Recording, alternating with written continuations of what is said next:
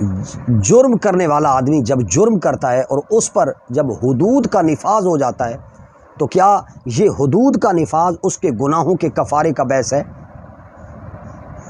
جس آدمی نے چوری کی، ڈکیتی کی، رازنی کی، برائی کی، تو کیا حدود انسان کے گناہوں کا کفارہ ہوتے ہیں؟ حدود کے کفارہ ہونے کے بارے میں احادیث بہت ساری پائی جاتی ہیں۔ سمجھ آئی بات کی؟ مثلا حضرت عبادہ بن الصامت رضی اللہ تعالی عنہ سے مروی ہے، حضرت اسامہ بن عبادہ بن صامت رضی اللہ تعالی عنہ سے یہ مروی روایت ہے کہ رسول اللہ صلی اللہ علیہ وسلم کے پاس صحابہ کی ایک جماعت حاضر تھی اور آپ صلی اللہ علیہ وسلم نے فرمایا مجھ سے اس بات پر بیعت کرو کہ اللہ کے سوا کسی کو اللہ کے ساتھ کسی کو شریک نہیں ٹھہراؤ گے، اور میرے ہاتھ پر بیعت کرو گے چوری نہیں کرو گے، میرے ہاتھ پر بیعت کرو گے کہ زنا نہیں کرو گے، میرے ہاتھ پر بیعت کرو کہ اپنی اولاد کو قتل نہیں کرو گے، میرے ہاتھ پر بیعت کرو کہ کسی پر بہتان نہیں لگاؤ گے، الزام تراشی بہتان تراشی نہیں کرو گے، اور میرے ہاتھ پر بیعت کرو کہ کسی بھی اچھی بات میں اسلام کی، اللہ کی اور میری نافرمانی نہیں کرو گے، اور تم میں سے جو میرے ہاتھ پر بیعت کر کے عہد کرے گا اور اس عہد کی پاسداری کرے گا، وفا کرے گا، اس کا اجر اللہ تعالیٰ کے کرم رحمت کے ذمہ ہے۔ اور جو کوئی آدمی یہ جو گناہ بیان کیے گئے ہیں ان گناہوں میں سے کچھ کر بیٹھے اور دنیا میں ہی سزا پا لے، چاہے تو اسے وہ بخش دے اور چاہے تو وہ سزا دے، تو ہم سب نے اس پر نبی کریم صلی اللہ علیہ وآلہ وسلم کے ہاتھ پر بیعت کی۔ لہٰذا نبی علیہ الصلوۃ والسلام نے فرمایا کہ جو ہے نا سزا پالے تو وہ سزا اس کا گناہوں کا کفارہ بن جائے گا۔ اس نے فلاں فلاں گناہ کیے اور اس پر حد نافذ ہو گئی، اور وہ حد جو ہے وہ سلطان نے، بادشاہ نے قائم کی، آپ اور میں نے تو نہیں کی، اسلامی حکومت اسلامی ریاست میں۔ لہٰذا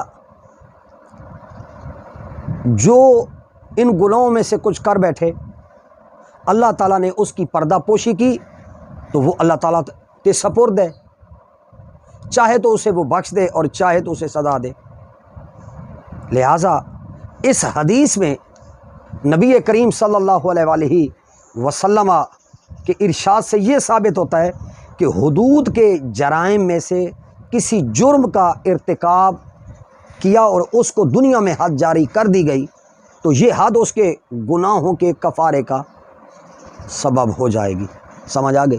اب اس کے برعکس دوسری احادیث بھی موجود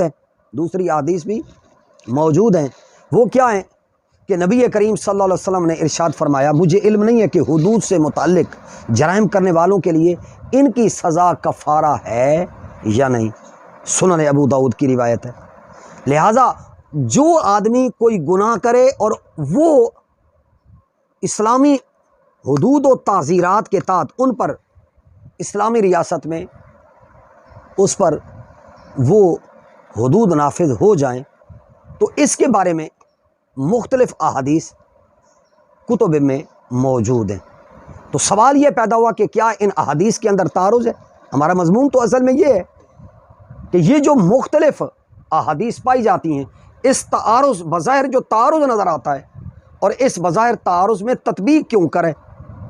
تو لہٰذا محدثین نے کہا کہ اس کی تطبیق اس طرح ہے، ممکن ہے کہ جب آپ صلی اللہ علیہ وآلہ وسلم کو ابھی حدود کے کفارہ ہونے یا نہ ہونے کا حکم بیان نہیں کیا گیا تھا، جب حکم نافذ نہیں ہوا تھا تو آپ صلی اللہ علیہ وسلم نے فرمایا مجھے علم نہیں کہ حدود سے متعلق جرائم کرنے والوں کے لیے ان کی سزا کفارہ ہے یا نہیں۔ وہ احادیث اس وقت کے متعلق ہیں کہ ابھی ان کے بارے میں ان کے حدود کے بارے میں حد نافذ کرنے کے بارے میں ابھی حکم نافذ نہیں ہوا تھا۔ لہٰذا جب حکم بیان آ گیا، بیان کر دیا گیا کہ آپ صلی اللہ علیہ وسلم کو اس کا پھر علم بھی دے دیا گیا. تو آپ صلی اللہ علیہ وسلم نے فرمایا جس نے حدود کے جرائم میں سے کسی جرم کا ارتکاب کیا تو اس کو دنیا میں حد جاری کر دی گئی تو یہ حد اس کے گناہوں کا کفارہ ہو جائے گی. تو اس میں کوئی شک نہیں ہے. اور یہیں پر فضلاء نے فقہاء نے سوال اٹھایا کہ ایک آدمی نے چوری کی, سلطان نے اس کے ہاتھ کو کاٹ دیا, قطع ید. جب قطع ید ہو گئی تو سزا نافذ ہو گئی. تو کیا اب ساری زندگی کے لیے اس کا ہاتھ کٹا ہوا رہے یا پھر وہ ہاتھ اٹھا کر دوبارہ اس کے ساتھ جڑوا سکتا ہے؟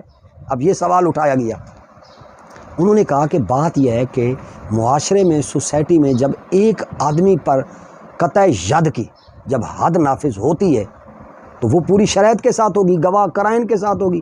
اس کے لیے فقہاء نے باقاعدہ بیان کیا کہ وہ کتنی مقدار کی چوری ہو, کس جگہ پہ چوری ہو. جب چوری مکمل طور پر ثابت ہو جائے گی عدالتی میٹر سے تو اس کا جب ہاتھ کاٹ دیا جائے گا تو اس کو بطور نشان عبرت بنایا جائے گا تاکہ دوسرے لوگ بھی جو ہیں, کیونکہ حدود کے نفاذ کا مطلب یہ ہے کہ وہ جو جرائم پیشہ لوگ ہیں ان کو کمزور کرنا. تو لہٰذا فقہاء نے کہا کہ وہ آدمی جس کا ہاتھ کاٹ دیا گیا ہے اس کو دوبارہ لگاؤ گے تو وہ اس حد کی اس کا جو فلسفہ ہے لوگ ہاتھ لگانا شروع کر دیں گے. پھر چوری کی جو سزا ہے اس سے لوگ عبرت نہیں پکڑیں گے. تو اسلام حدود کے نفاذ کے ذریعے سے تو جرائم پیش چند لوگوں کو آپ جب وہ جرائم پیشہ لوگ ان کے جرم ثابت ہو جائیں تو فلاں فلاں جرم میں ان پر حد نافذ ہو جائے تو ان کو نشان عبرت بنایا جائے تاکہ معاشرے کے باقی لوگ جو ہیں پرامن ہو جائیں. تو اگر اس طرح کے کام اگر ہونے لگ جائیں گے اور فتوے آنے لگ جائیں گے تو پھر تو لوگوں کو عبرت نہیں ملے گی. یہی وجہ ہے کہ حدود اور تعزیرات کا جو نظام سعودی حکومت کے ساتھ آپ کو مجھے جس کو جتنا بھی اختلاف ہو, لیکن یاد رکھ لیں کہ پوری دنیا میں جرائم حدود کی جو وہاں نافذ ہیں پوری دنیا میں کم سے کم جرائم وہاں ہوتے ہیں, کیونکہ اسلامی شریعت کا یہی فلسفہ ہے کہ جب آپ مجرم کو سزا دیں گے تو باقی معاشرے کے لوگ پرامن ہو جائیں گے. اگر آپ مجرم کو سزا نہیں دیں گے تو لوگ دناتے پھریں گے اور معاشرے کے سارے افراد بدامن اور بے سکون ہو جائیں گے. تو سارے معاشرے کو پرامن بنانے کے لیے چند افراد جو ایسے جرائم پیشہ لوگ ہوں اور قرائن شواہد سے جب جرم ثابت ہو جائے تو اس کو سزا دو. لہٰذا یہاں وہ قابل عبرت بنے گا تو قیامت کے دن اللہ معاف کر دے تو وہ معاف کرنے پر قادر ہے اور اس کے اس گناہ کا کفارہ ہو جائے گا. والسلام.